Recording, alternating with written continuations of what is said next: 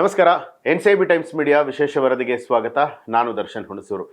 ಇವತ್ತಿನ ಈ ಒಂದು ವರದಿಯನ್ನ ಪ್ರಮುಖವಾಗಿ ಪೋಷಕರು ನೋಡಲೇಬೇಕಾಗಿರುವಂತಹ ವರದಿ. ಕೇವಲ ಪೋಷಕರು ಇದನ್ನ ನೋಡೋದಷ್ಟೇ ಅಲ್ಲ, ಅದರ ಜೊತೆಗೆ ಮಕ್ಕಳಿಗೆ ಈ ಮೊಬೈಲ್ನಂತಹ ಗ್ಯಾಜೆಟ್ಗಳು ಸಿಕ್ಕಿದಾಗ ಅಥವಾ ಎಲೆಕ್ಟ್ರಾನಿಕ್ ಮೀಡಿಯಾಗಳ ಜೊತೆಯಲ್ಲಿ ಅವರು ಸಂಪರ್ಕವನ್ನ ಹೊಂದಿರುವಂತಹ ಸಂದರ್ಭದಲ್ಲಿ ಬಹಳ ಪ್ರಮುಖವಾಗಿ ಮಕ್ಕಳು ಏನ್ ಮಾಡ್ತಾ ಇದ್ದಾರೆ ಅನ್ನುವಂಥದ್ದನ್ನ ಗಮನಿಸಬೇಕಾಗಿರುವಂತಹ ಕಾಲ ಇದು. ನಾನು ಯಾಕೆ ಒಂದು ವಿಚಾರವನ್ನ ಹೇಳ್ತಾ ಇದ್ದೀನಿ ಅಂತ ಹೇಳಿದ್ರೆ, ನಿನ್ನೆಷ್ಟೇ ನಾವೊಂದು ಸುದ್ದಿಯನ್ನ ನೋಡಿದ್ವಿ. ಇನ್ಸ್ಟಾಗ್ರಾಮ್ನಲ್ಲಿ ಪರಿಚಯ ಆದಂಥ 16 ವರ್ಷದ ಒಬ್ಬ ಬಾಲಕನ ಜೊತೆಯಲ್ಲಿ ಕೇವಲ 5ನೇ ತರಗತಿ ಓದುವಂಥ ಅಂದರೆ 10 ವರ್ಷ ಪ್ರಾಯದ ಒಂದು ಹೆಣ್ಣು ಮಗಳು ಓಡಿ ಹೋಗಿರುವಂತಹ ಘಟನೆ ನಡೆದಿದೆ. ನಿಜವಾಗ್ಲೂ ಇದು ಬಹಳನೇ ಆತಂಕಕಾರಿಯಾಗಿರುವಂತಹ ವಿಚಾರ ಅಂತಾನೆ ಹೇಳ್ಬೋದು. ಯಾಕೆಂದ್ರೆ ಇತ್ತೀಚಿನ ದಿನಗಳಲ್ಲಿ ನಮ್ಮ ಮಕ್ಕಳಾಗಿರಬಹುದು, ಇನ್ನು ಕೂಡ ಶಾಲೆಗೆ ಹೋಗ್ತಾ ಇರುವಂತಹ ಮಕ್ಕಳುಗಳು ಕೂಡ ಈ ಒಂದು ಟೆಕ್ನಾಲಜಿಗೆ ತುಂಬಾನೇ ಅಡಿಕ್ಷನ್ ಆಗ್ತಾ ಇದ್ದಾರೆ. ಅದರಲ್ಲೂ ಪ್ರಮುಖವಾಗಿ ಈ ಮೊಬೈಲ್ನಂತಹ ವಿಚಾರಗಳನ್ನ ಬಂದಾಗ ಮುಂಚೆ ಎಲ್ಲ ಮಕ್ಕಳು ಕೇವಲ ಗೇಮ್ಗಳನ್ನು ಆಡ್ತಾ ಇದ್ರು. ಈಗ ಇನ್ಸ್ಟಾಗ್ರಾಮ್ ಅನ್ನುವಂಥದ್ದು ದಿನದಿಂದ ದಿನಕ್ಕೆ ಜಾಸ್ತಿ ಆಗ್ತಾ ಇರುವಂಥದ್ದು, ಆ ಒಂದು ಬಳಕೆ ಹೆಚ್ಚಾದಂತೆ ಇಲ್ಲಿ ಬಹಳನೇ ಅಪಾಯಕಾರಿ ಆಗಿರುವಂತಹ ಸಂಗತಿಗಳು ಕೂಡ ನಾವು ಗಮನಿಸಬೇಕಾಗತ್ತೆ.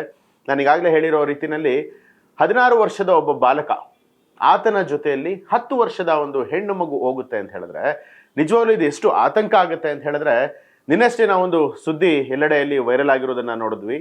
ಇಲ್ಲಿ ಒಂದು ಹೆಣ್ಣು ಮಗು, 10 ವರ್ಷದ ಹೆಣ್ಣು ಮಗು ಮೊಬೈಲ್ನಲ್ಲಿ ಇನ್ಸ್ಟಾಗ್ರಾಮನ್ನು ಬಳಕೆ ಮಾಡ್ತಾ ಇರತ್ತೆ. ಇನ್ಸ್ಟಾಗ್ರಾಮ್ನನ್ನು ಬಳಸೋದ್ರ ಜೊತೆಗೆ ಅಲ್ಲಿ ಆ ಹೆಣ್ಣು ಮಗಳು 16 ವರ್ಷದ ಒಬ್ಬ ಬಾಲಕನ ಜೊತೆಯಲ್ಲಿ ಚಾಟಿಂಗನ್ನು ಮಾಡೋದಕ್ಕೆ ಶುರು ಮಾಡ್ತಾಳಂತೆ. ಅಂದರೆ ಈ ಚಾಟಿಂಗ್ ಮಾಡ್ತಾ ಮಾಡ್ತಾ ಏನಾಗುತ್ತೆ, ದಿನದಿಂದ ದಿನಕ್ಕೆ ಮಕ್ಕಳು ಅದರಲ್ಲಿ ಮತ್ತಷ್ಟು ಹೆಚ್ಚಾಗಿ ಇನ್ವಾಲ್ವ್ ಆಗ್ತಾ ಹೋಗ್ತಾ ಇರ್ತಾರೆ. ಇನ್ನು ಈ ಬಗ್ಗೆ ಪೋಷಕರನ್ನು ಕೂಡ ಮಾತನಾಡಿರುವಂಥದ್ದು, ನಮ್ಮ ಮಗಳು ಇನ್ಸ್ಟಾಗ್ರಾಮ್ ಬಳಸ್ತಾಳೆ ಅನ್ನೋದೇ ನಮಗೆ ಗೊತ್ತಿರಲಿಲ್ಲ ಅನ್ನುವಂಥದ್ದು. ಇಲ್ಲಿ ಈ ಹೆಣ್ಣು ಮಗುವಿನ ತಂದೆ ಒಂದು ಮಾತನ್ನ ಹೇಳ್ತಾರೆ, ನಮಗೆ ಇನ್ಸ್ಟಾಗ್ರಾಮ್ ಅಂದರೆ ಏನು ಅಂತಾನೆ ಗೊತ್ತಿಲ್ಲ ಅಂತ. ಹಾಗಿದ್ರೆ ಆ ಮಗಳು ಹೇಗೆ ಇನ್ಸ್ಟಾಗ್ರಾಮನ್ನು ಬಳಕೆ ಮಾಡಿದ್ಲು ಅನ್ನುವಂಥದ್ದಾದರೆ, ಆ ಮಗಳ ತಾಯಿ ಇನ್ಸ್ಟಾಗ್ರಾಮನ್ನು ಯೂಸ್ ಮಾಡ್ತಾ ಇದ್ರಂತೆ. ಯಾವಾಗ ಮಗಳು ಶಾಲೆಯಿಂದ ಮನೆಗೆ ಬರ್ತಾಳೆ ಆ ಸಂದರ್ಭದಲ್ಲಿ ಗೇಮ್ ಆಡೋದಕ್ಕೆ ಅಂತ ಹೇಳಿ ನಾನು ಮಗಳಿಗೆ ಮೊಬೈಲನ್ನು ಕೊಡ್ತಾ ಇದ್ದೆ. ಆ ಸಂದರ್ಭದಲ್ಲಿ ಮಗಳು ಇನ್ಸ್ಟಾಗ್ರಾಮ್ನ ಬಳಕೆ ಮಾಡಿರಬಹುದು ಅನ್ನುವಂಥ ಸ್ಪಷ್ಟನೆಯನ್ನು ಕೂಡ ತಾಯಿ ಕೊಟ್ಟಿರುವಂಥದ್ದು. ಈಗ ನಾನು ಹೇಳ್ತಾ ಇರುವಂಥ ಪ್ರಕರಣ ಏನಿದೆ, ಇದು ಗುಜರಾತ್ನ ಒಂದು ಚಿಕ್ಕ ಗ್ರಾಮ, ಒಂದು ಹಳ್ಳಿಯಲ್ಲಿ ನಡೆದಿರುವಂತಹ ವಿಚಾರ.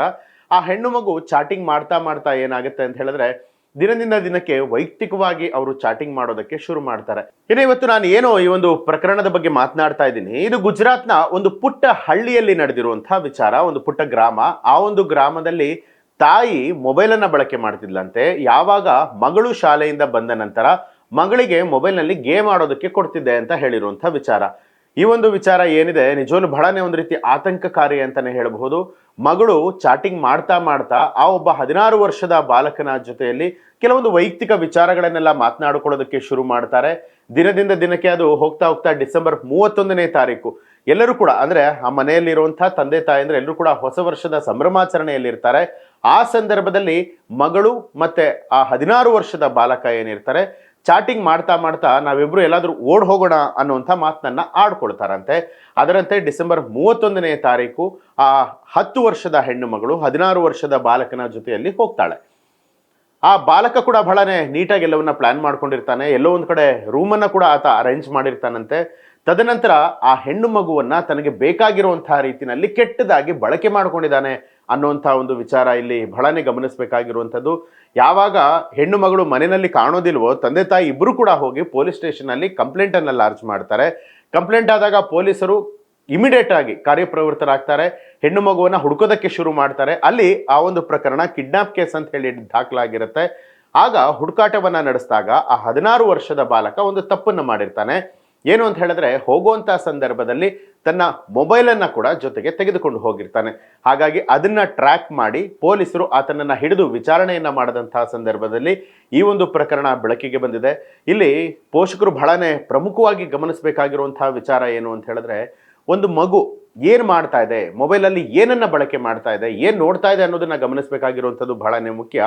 ಯಾಕೆಂತ ಹೇಳಿದ್ರೆ ಮಕ್ಕಳು ಇತ್ತೀಚಿನ ದಿನದಲ್ಲಿ ಇನ್ಸ್ಟಾಗ್ರಾಮನ್ನು ಬಳಕೆ ಮಾಡ್ತಾ ಮಾಡ್ತಾ ಯಾವ ಮಟ್ಟಕ್ಕೆ ಅವರು ಇಂಪ್ರೂವೈಸ್ ಆಗ್ತಾ ಇದ್ದಾರೆ ಅಂತ ಹೇಳಿದ್ರೆ, ಒಂದು ಕಡೆ ಓದಿನ ಕಡೆಗೆ ಗಮನ ಕಡಿಮೆ ಆಗ್ತಾ ಇರುವಂಥದ್ದು, ಮತ್ತೊಂದು ಕಡೆಗೆ ಅವರು ಆಟೋಟಗಳಿಗೆ ಸಂಬಂಧಪಟ್ಟ ಹಾಗೆ ಅವರ ಆಕ್ಟಿವಿಟಿಗಳು ಕಡಿಮೆ ಆಗ್ತಾ ಇರುವಂಥದ್ದು.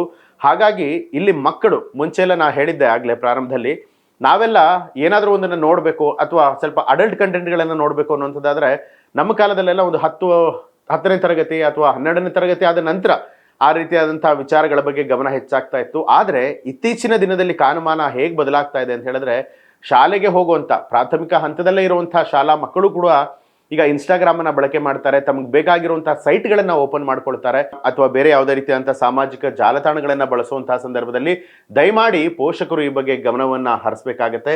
ಇನ್ನು ಈ ಒಂದು ಪ್ರಕರಣಕ್ಕೆ ಸಂಬಂಧಪಟ್ಟ ಹಾಗೆ ಸ್ವತಃ ಆ ಒಂದು ಹೆಣ್ಣು ಮಗುವಿನ ತಂದೆ ತಾಯಿನೇ ಒಂದು ಮಾತನ್ನ ಆಡಿರುವಂಥದ್ದು, ಒಂದು ಸ್ಟೇಟ್ಮೆಂಟ್ ಅನ್ನ ಕೊಟ್ಟಿರುವಂಥದ್ದು. ನಮಗೆ ಮಕ್ಕಳು ಏನು ಮಾಡ್ತಾ ಇದ್ರು ಅನ್ನುವಂಥದ್ರ ಬಗ್ಗೆ ಗಮನ ಹರಿಸೋದಕ್ಕೆ ಸಾಧ್ಯ ಆಗಿರಲಿಲ್ಲ. ದಯಮಾಡಿ ಬೇರೆ ಯಾರೇ ಪೋಷಕರಾದರೂ ಕೂಡ ಈ ಬಗ್ಗೆ ದಯಮಾಡಿ ಗಮನವನ್ನ ಹರಿಸಿ ಅಂತ. ಈ ಒಂದು ಪ್ರಕರಣದಿಂದ ನಾವು ತಿಳ್ಕೊಬೇಕಾಗಿರೋದೇನು ಅಂತ ಹೇಳಿದ್ರೆ, ಮಕ್ಕಳು ಯಾವುದೇ ಕಾರಣಕ್ಕೂ ಕೂಡ ಮೊಬೈಲ್ಗಳನ್ನ ಬಳಸುವಂತಹ ಸಂದರ್ಭದಲ್ಲಿ ಎಜುಕೇಷನ್ಗೆ ಸಂಬಂಧಪಟ್ಟಿರುವಂತಹ ವಿಚಾರಗಳನ್ನ ಬಿಟ್ಟು ಬೇರೆ ಏನಾದರೂ ನೋಡ್ತಾ ಇದ್ದಾರಾ ಅಥವಾ ಬೇರೆ ಕಡೆ ಅವರ ಗಮನ ಹೆಚ್ಚಾಗಿ ಹೋಗ್ತಾ ಇದೆಯಾ ಅನ್ನುವಂಥದ್ದನ್ನ ನಾವು ಗಮನಿಸಬೇಕಾಗತ್ತೆ.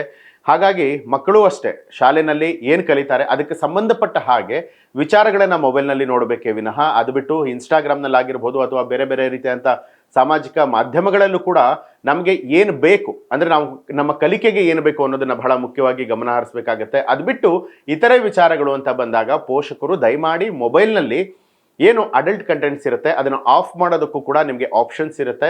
ಹಾಗಾಗಿ ಪೋಷಕರು ದಯಮಾಡಿ ಮಕ್ಕಳ ಬಗ್ಗೆ ಗಮನವನ್ನು ಹರಿಸಿ ಅನ್ನುವಂಥದ್ದು ಇವತ್ತಿನ ಈ ಒಂದು ವರದಿಯಿಂದ ನಾವು ತಿಳ್ಕೊಬೇಕಾಗಿರುವಂತಹ ವಿಚಾರ. ಈ ರೀತಿಯಾಗಿ ಹಲವಾರು ರೀತಿಯಾದಂತಹ ಸಮಾಜಮುಖಿ ವಿಚಾರಗಳು ಹಾಗೆ ಪೋಷಕರ ಆಗಿರಬಹುದು ಮಕ್ಕಳಿಗಾಗಿರಬಹುದು ಕೆಲವೊಂದು ವಿಚಾರಗಳನ್ನು ತಿಳಿಸ್ಕೊಡುವಂತಹ ನಿಟ್ಟಿನಲ್ಲಿ NCIB ಟೈಮ್ಸ್ ಯಾವಾಗಲೂ ಕೂಡ ಕಾರ್ಯನಿರ್ವಹಿಸ್ತಾ ಇರುತ್ತೆ. ಈ ಒಂದು ವಿಚಾರ ಏನಿದೆ ಮುಂದಿನ ದಿನದಲ್ಲಿ ಮತ್ತೆ ಇದು ಮರುಕಳಿಸಬಾರದು. ಅಪ್ರಾಪ್ತರು ಅಂತ ಏನಿರ್ತಾರೆ ಮಕ್ಕಳು, ಅವರ ಕಲಿಕೆಗೆ ಏನು ಬೇಕು ಅದನ್ನ ಮಾತ್ರ ಪೋಷಕರು ಕೊಡುವಂತಹ ಕೆಲಸಗಳಾಗಬೇಕು. ಬದಲಾಗಿ ನಾವಿನ್ನು ಭಾರತದಲ್ಲೇ ಇರುವಂಥದ್ದು, ಯಾವುದೇ ಬೇರೆ ದೇಶದಲ್ಲಿಲ್ಲ. ಹಾಗಾಗಿ ಮಕ್ಕಳಿಗೆ ಎಷ್ಟು ಮಟ್ಟಿಗೆ ಎಜುಕೇಷನ್ ಅವಶ್ಯಕತೆ ಇದೆ ಅದಕ್ಕೆ ಸಂಬಂಧಪಟ್ಟ ಹಾಗೆ ಕಲಿಕೆಯ ವಿಧಾನಗಳನ್ನು ಬದಲಾವಣೆ ಮಾಡ್ಕೊಳ್ಬೇಕೇ ವಿನಃ ಮಕ್ಕಳು ದಾರಿ ತಪ್ಪೋದಕ್ಕೆ ಇದು ಯಾವುದೇ ಕಾರಣಕ್ಕೂ ಕೂಡ ಕಾರಣ ಆಗಬಾರ್ದು. ಈ ಒಂದು ವಿಚಾರ ನಿಮಗೆ ಏನನ್ನಿಸ್ತು ಅನ್ನೋದನ್ನ ಕಮೆಂಟ್ ಮಾಡಿ ತಿಳಿಸಿ. ಹಾಗೆ ಯಾರೆಲ್ಲ NCIB ಟೈಮ್ಸ್ ಮೀಡಿಯಾನ ಸಬ್ಸ್ಕ್ರೈಬ್ ಮಾಡಿಲ್ಲ ದಯಮಾಡಿ ಸಬ್ಸ್ಕ್ರೈಬ್ ಮಾಡಿ, ಬೆಲ್ ಐಕಾನ್ ಒತ್ತಿ.